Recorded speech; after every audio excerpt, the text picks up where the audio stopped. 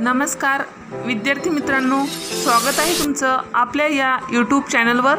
तुम्ही जर या चॅनलवर नवीन असाल तर सबस्क्राइब करायला विसरू नका।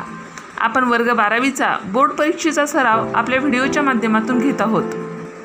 तर आजच्या या व्हिडिओमध्ये आपण विभाग 2 पद्य 16 गुणांसाठी विचारला जातो, तर तो कशा पद्धतीने प्रश्न येतात, कशा पद्धतीने उत्तर लिहायचे आहे समजून घ्यायचे आहे आपल्याला या व्हिडिओमधून। कृती 2 पुढील कवितेच्या आधारे सूचनानुसार कृती करा। 1 आकलन कृती।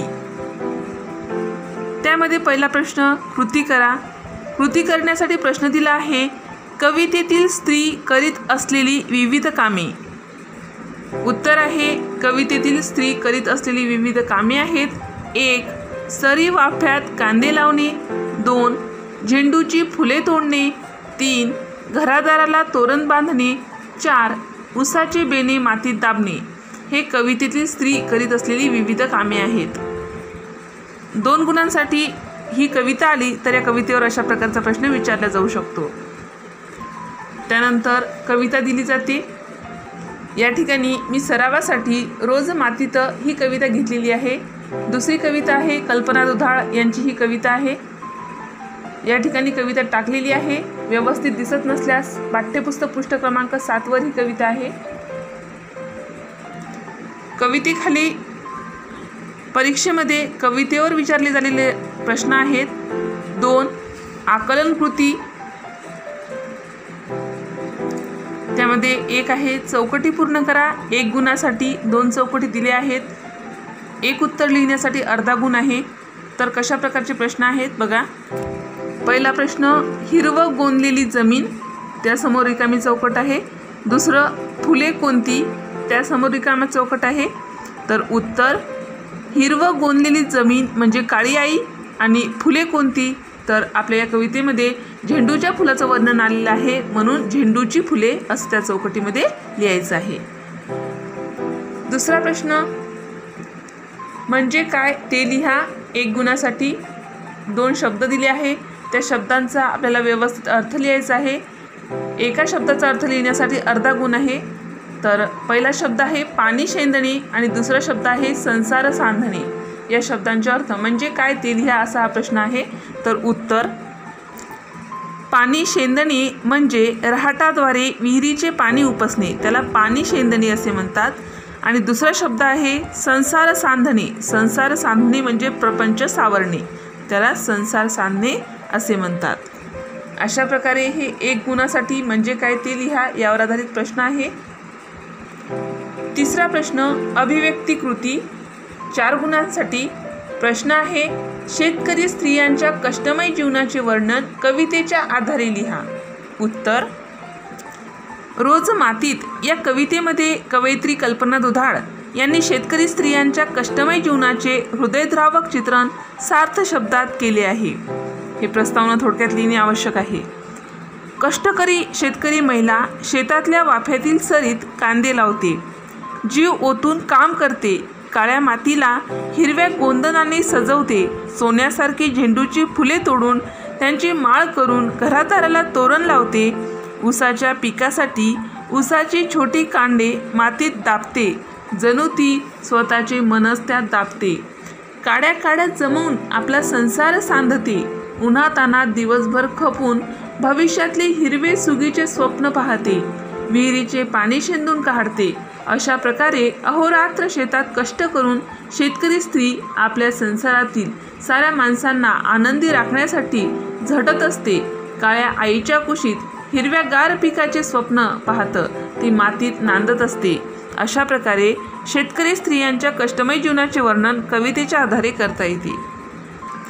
अशा प्रकारे आपण या ठिकाणी रोज मातीत या कवितेवर 8 गुणांसाठी कशा प्रकारचे प्रश्न विचारले जातात ते पाहिले आहे। आता यापुढील 8 गुण कशा पद्धतीचे प्रश्न विचारले जातात ते पाहूया। तर कृती 2 पुढील काव्यपंक्तीचे रसग्रहण करा।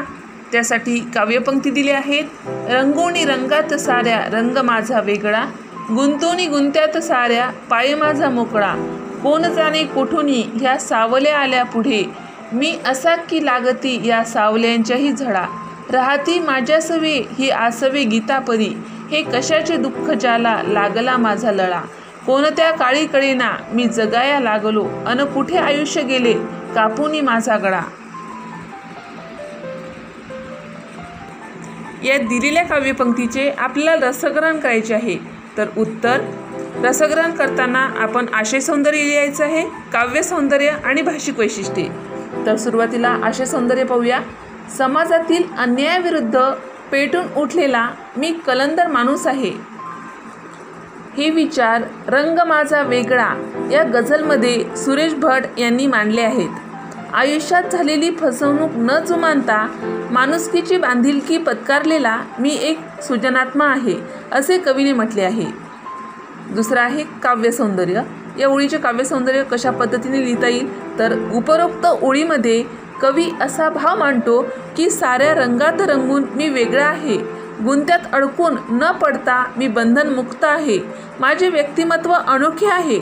कशा कुठून सुखाच्या सावल्या आल्या, पण या सुखाच्याही झळा लागणारा मी संवेदनशील माणूस आहे. माझ्या सोबतीला माझे अश्रू आहेत, म्हणून सामाजिक दुःखाची मला माया लागली. जगण्याचे भान मला कधीतरी आले, पण आयुष्यात फसवणूक खूप झाली, विश्वासघात झाला, पण मी प्रेरक व माणुसकीचे विचार घेऊन उगवणारा सूर्य आहे. त्यानंतर भाषिक वैशिष्ट्ये. या कवितेत गझल हे मात्रावृत्त आहे. अंत्य यमकाचा रदीप या रचनेत ठळकपणे वापरला आहे. मतला धरून यामध्ये 6 शेरांची रेखतो मांडणी केली आहे, त्यामुळे आशय गोळीबंदपणे साकार होतो. सावल्यांच्या झळा, दुःखांचा लळा, मध्यरात्रीचा सूर्य इत्यादी यातील प्रतिमा वेगळ्या व नवीन आहेत. ओजस्वी शब्दकळा व शब्दांची ठोस पकड यामुळे ही गझल रसिकांना आवाहक वाटते. अशा प्रकारे रंगोनी रंगात साऱ्या रंग माझा वेगळा, गुंतुनी गुंत्यात साऱ्या पाय माझा मोकळा, कोण जाणे कोठुनी ह्या सावल्या आल्या पुढे, मी असा की लागती या सावल्यांच्याही झळा, राहती माझ्या सवे ही आसवे गीतापरी, हे कशाचे दुःख ज्याला लागला माझा लळा. कोणत्या काळी कळेना मी जगाया लागलो अन कुठे आयुष्य गेले कापुनी माझा गळा.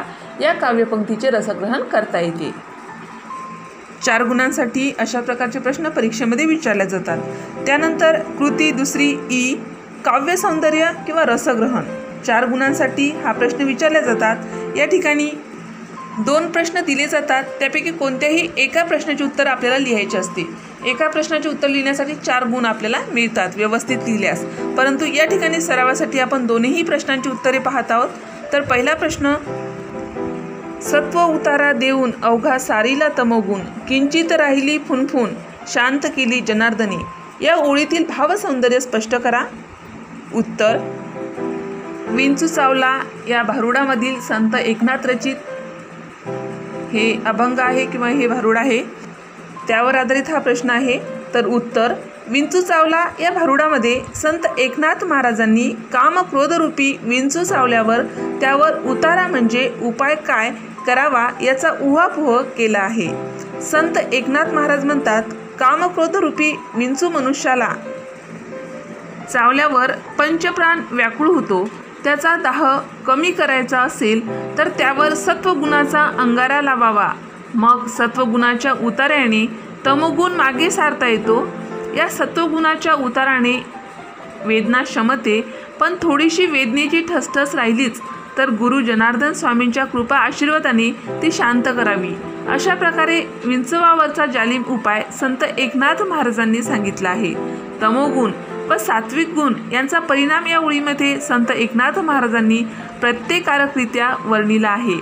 त्यातील अनोखे नाट्य जनांच्या मनाला उपदेशपर शिकवण देते. अशा प्रकारे आपण सत्व उतारा देऊन अवघा सारीला तमोगुण, किंचित राहिली फुनफुन शांत केली जनार्दनी या ओळीतील भावसौंदर्य स्पष्ट केले आहे. आता किंवा मध्ये दुसरा प्रश्न दिला आहे. हा लिहायचा आहे परीक्षेमध्ये किंवा दुसरा लिहायचा आहे, परंतु सरावासाठी दोन्ही प्रश्नांची उत्तरे या ठिकाणी आपण पाहत आहोत. तर दुसरा प्रश्न आहे, पुढील काव्यपंक्तीचे रसग्रहण करा.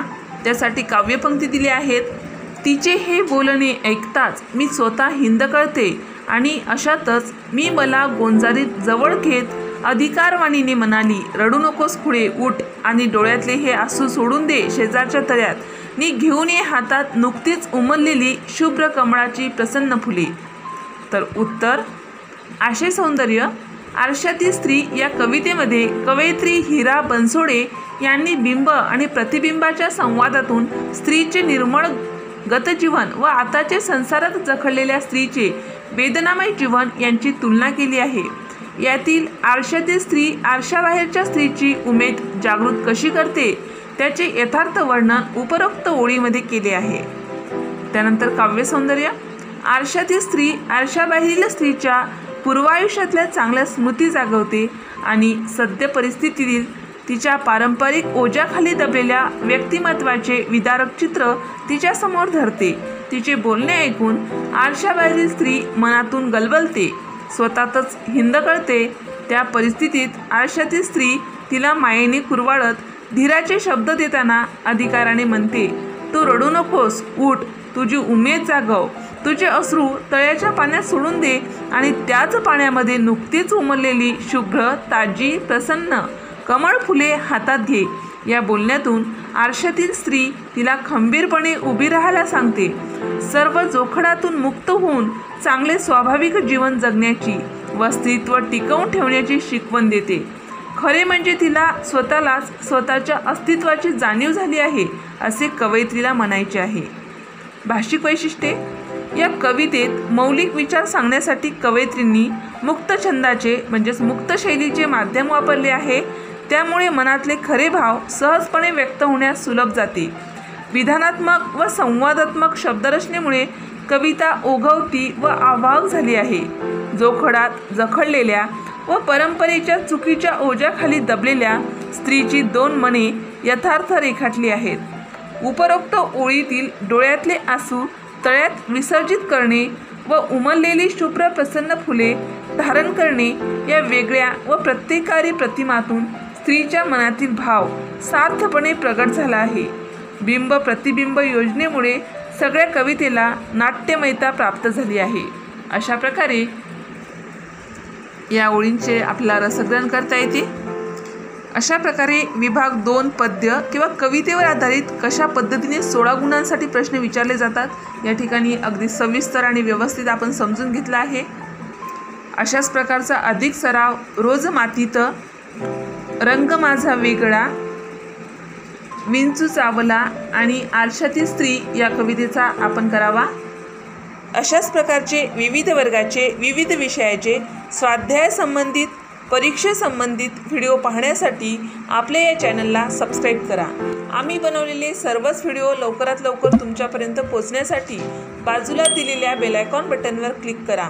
तुम्हाला जर हा व्हिडिओ आवडला असेल तर नक्की लाईक करा. काही समस्या असेल, काही अडचण असेल तर कमेंट करा. शक्य असेल तर मित्रमैत्रिणींमध्ये शेअर करा. आणि सर्वात महत्त्वाचं म्हणजे तुम्ही हा व्हिडिओ शेवटपर्यंत पाहिल्याबद्दल धन्यवाद.